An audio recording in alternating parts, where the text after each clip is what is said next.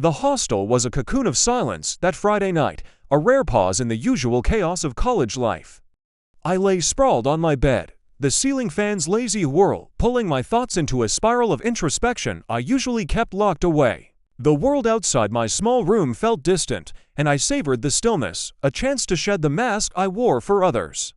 No need to laugh at jokes I didn't find funny or nod along to conversations that bored me. Just me, the fan, and the quiet. Then the door creaked, slicing through the calm like a knife. I turned, expecting a familiar face, maybe Tom wanting notes or Jake griping about a professor. But it was Liam, my new roommate, the one I'd barely exchanged 10 words with since he moved in 2 weeks ago. Liam, with his effortless charm and easy laughter, was the kind of guy who belonged everywhere: parties, soccer games, the center of every crowd. Yet here he was, standing in the doorway, his silhouette framed by the dim hall light, his eyes catching mine before darting away. "Hey," he said, his voice softer than I'd ever heard it, almost like he was testing the word. "Hey," I echoed, sitting up, my curiosity piqued. He stepped inside, shutting the door with a quiet click. The Liam I knew or thought I knew was all swagger and quick grins, but tonight, something was off. His shoulders slumped slightly, and his messy blonde hair fell into his eyes as he ran a hand through it. "Thought you'd be out," he said, glancing around the room like it was new to him. "Nah, not my scene," I shrugged, keeping it casual, though my pulse quickened. "Why was he here?" He nodded, hands shoved deep into his pockets. "Yeah, mine either. Not tonight. That stopped me cold." Liam, the life of every party, skipping out. I studied him, noticing the faint tightness in his jaw, the way his gaze seemed to carry a weight I couldn't name. He crossed the room and dropped onto his bed with a sigh that seemed to carry the world. For a moment, we sat in silence, the distant hum of voices from the common area the only sound. Then, out of nowhere, he spoke, his voice low, almost confessional. "Ever feel like you don't belong anywhere?" The question hit me like a punch. It was the kind of thought I buried deep, the kind I never said aloud. My heart stuttered, and I turned to face him, searching his expression. "What do you mean?" Liam exhaled, dragging a hand down his face. "I don't know. Just, sometimes I feel like I'm living someone else's life." His words hung between us, heavy and raw. I knew that feeling, the ache of wearing a skin that didn't quite fit. But hearing it from Liam, the guy who seemed to have it all together, sent a shiver through me. I wanted to ask more, to unravel the mystery of this stranger who was suddenly so familiar, but his guarded eyes stopped me. Instead, I nodded, pretending to scroll through my phone, though my mind was racing. "You ever feel that way?" he asked, his voice quieter now, almost fragile. I hesitated, then admitted, "Yeah, all the time." His head turned, and our eyes locked. For a moment, the world narrowed to just us, his blue gaze searching mine, like he was seeing me for the first time. My chest tightened, a strange, electric tension crackling in the air. I looked away first, my heart pounding too loud in my ears. Liam sighed, sitting up and rubbing his face. "I don't even know why I said that. It's stupid." "It's not," I said, the words slipping out before I could stop them. He glanced at me, his expression softening, a faint, almost amused smile tugging at his lips. "You're weird, man," he said, but there was no edge to it, just a warmth that made my stomach flip. "Thanks," I muttered, and we both fell into a silence that wasn't awkward, but alive with unspoken things. I noticed small details, the restless tap of his fingers on his knee, the way his shirt slipped slightly, revealing a sliver of tan skin. My heart stuttered at the sight, and I cursed myself for it. This was Liam, straight, charming, untouchable Liam. Then, abruptly, he stood. "I need a shower," he announced, grabbing his towel. As he passed my bed, his fingers brushed mine where they rested on the mattress. It was nothing, a fleeting graze, barely there, but it sent a jolt through me, like a spark igniting something I didn't dare name. Liam froze for half a second, and I felt the weight of that pause. Then he was gone, the door clicking shut behind him. I lay back, staring at the ceiling, my fingers still tingling. What the hell was that? I told myself I was overthinking, that it was nothing. But deep down, I knew that moment his words, his eyes, that touch had changed something. And I had a feeling it wouldn't be the last time. The days that followed were a blur of stolen moments and quiet doubts. Liam was everywhere, lounging in the common area, tossing a baseball in our room, his presence a constant pull on my thoughts. Each encounter left me unsteady, like I was walking a tightrope over something I couldn't name. His knee brushing mine under a table, his gaze lingering a second too long. The way he leaned in when he spoke, it all felt deliberate, yet impossible. Was he testing me, or was I imagining it, weaving a story from scraps of nothing?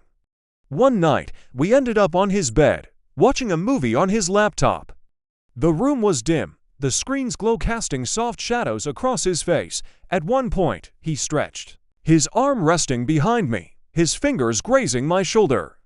I froze, every nerve alight, hyper-aware of the inches between us. He didn't move closer, but he didn't pull away either, and we stayed like that, caught in a fragile, unspoken moment. Then, as if snapping out of a trance, he sat up. "I'm gonna get water," he muttered, and the spell broke. I lay awake that night, my mind replaying every glance, every touch. Liam wasn't like me, he couldn't be. He was the guy who flirted with girls, who fit every mold society handed him. But the way he looked at me, the way his presence lingered in my chest, told a different story. I tried to keep my distance, to build walls around my heart, but Liam kept showing up, chipping away at them with every smile, every quiet confession. Then, suddenly, he changed. The lingering touches stopped, the stolen glances vanished. He came back to our room late, left early, his words clipped and distant. It was like a door had slammed shut between us, and I didn't know why. The ache in my chest grew with every cold interaction, every one-word answer. I told myself it was nothing, that I'd misread everything, but the lie crumbled one night when I couldn't take it anymore. "Are you avoiding me?" I asked, my voice tight, as I stood in our room, watching him scroll through his phone. He didn't look up. "What? No, really, because you barely look at me anymore," he sighed, tossing his phone aside. "I've just been busy," I scoffed. "Right? Busy." The silence was suffocating. Then he snapped, "What do you want me to say, hun?" I hesitated, my heart pounding. What did I want? The truth? A confession I wasn't sure I could handle. Instead, I said, "I just want to know what I did wrong." His jaw clenched. "You didn't do anything wrong. Then why are you acting like this?" He didn't answer, just turned away, his hands balled into fists. "Just drop it," he said, his voice sharp enough to cut. I flinched, anger flaring. Over the hurt. "No, I won't drop it." "1 second where?" I stopped myself, the words too dangerous. "1 second where what?" he demanded, standing abruptly, his eyes blazing. I swallowed hard.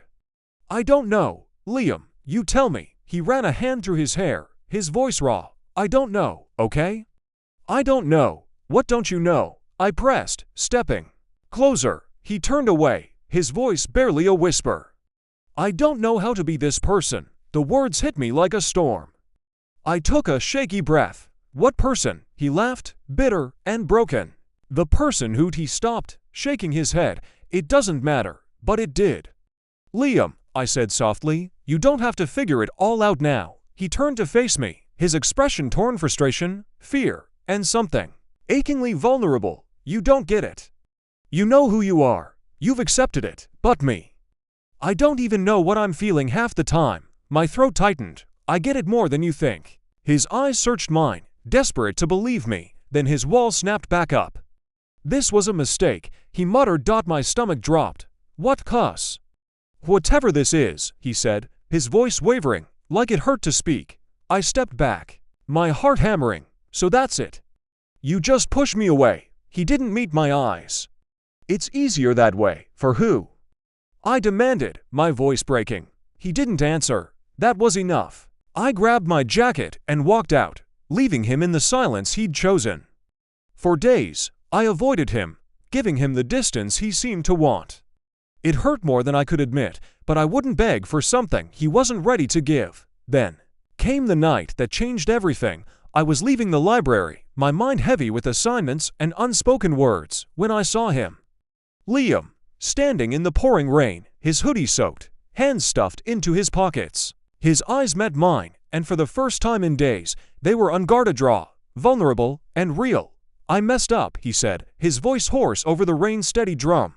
I swallowed hard. "Yeah, you did." He ran a hand through his wet hair, his breath shaky. I was scared. I still am. I stayed silent, letting him speak. He stepped closer, rain dripping down his face. I don't know what this means. I don't know what it makes me. But I know that when you walked out that night, it felt like I couldn't breathe. And I haven't stopped thinking about you since. My chest tightened, hope and fear colliding. Liam. He took another step, his voice trembling. I don't have all the answers. I don't know how to do this. But I know I don't want to lose you. I stared at him, rain blurring my vision, his vulnerability stripping away every defense I'd built. You don't have to have all the answers, I said softly. You just have to be honest with yourself. He swallowed hard. I'm trying. That was enough. I stepped closer, closing the gap between us. Slowly, giving him every chance to pull away, I reached for his hand. He didn't flinch. Instead, his fingers curled around mine, gripping tightly, like I was his anchor in the storm. The rain poured around us, cold and relentless, but I didn't care. In that moment, hand in hand, we crossed a threshold. He squeezed my hand, a hesitant smile breaking through. So, what now? I smiled back, rain dripping from my lashes. Now we go inside before we freeze to death. He laughed, a real laugh, shaking his head. Sounds like a plan. As we walked back, hands still clasped, I realized something. Love wasn't about having a map or a script. It was about choosing someone, even when it was terrifying, even when the path was unclear. Liam had chosen me, and in that rain-soaked moment, I chose him back. The road ahead wouldn't be easy, but with his hand in mine, I knew we'd find our way.